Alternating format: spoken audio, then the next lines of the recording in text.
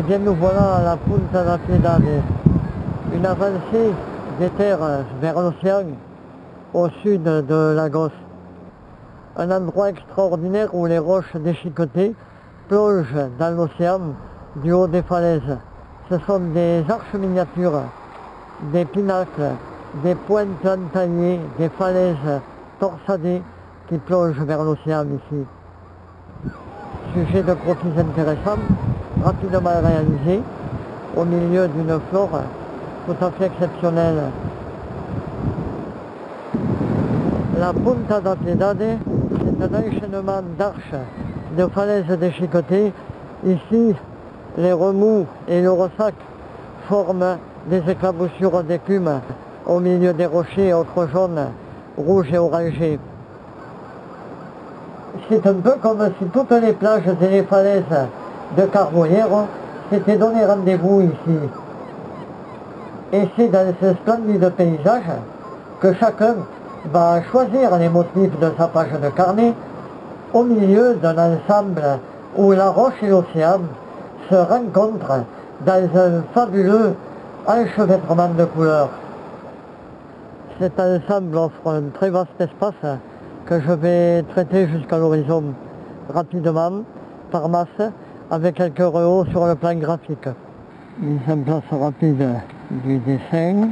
Les falaises les plus lointaines paraissent toutes petites par rapport à cet ensemble gigantesque. Le cap qui est peu loin est légèrement surplombant. Le plateau n'est pas incliné, il est relativement plat. Je vais donc commencer par les falaises intermédiaires qui sont les plus jaunes et ocre jaune. Ce qui compte, c'est d'opposer les différentes teintes de manière à ce qu'on voit bien la découpe de la forme des rochers. Je mets d'abord en place les teintes claires. Là-bas au fond les roches sont noires, au fond du gouffre. Je ne vais pas utiliser du noir. Je mets en place mes touffes d'herbe fleuries, traces de terre rouge au milieu de ces fleurs. Là, il y a de la végétation. Là-bas, ça disparaît dans les grilles au fond. Et j'essayerai de faire 2 ou 3 mouettes. Là-bas, on est dans les grilles beiges. Dans ce gris, je mélange un petit peu de vert. Je vais mettre une mouette ou deux là. Alors, j'attends qu'il y en ait une ou deux qui passent la pointe des ailes noires. Je commence par un ciel que je passe par-dessus la ligne d'horizon. Il n'y a pas trop de différence entre le ciel et la mer là-bas. Allez, je vais passer tout de suite le gris et je vais enchaîner avec la mer.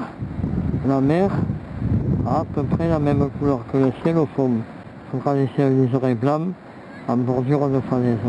Je contourne mes mouettes au goéland. Il faut le faire assez rapidement pour ne pas le laisser sécher. Là, il faut se tenir à fleur des falaises. Il y a des nuances vertes qui sont plus proches à la pointe des ailes noires. Voilà, je vais reprendre un petit peu le graphisme au crayon avec quelques hachures et rayons. Attention de ne pas trop souligner les arêtes, les crêtes de vos falaises. Par contre, je vais un peu refoncer ici parce que ça fait vraiment très éclairci. Et je vais m'arrêter là.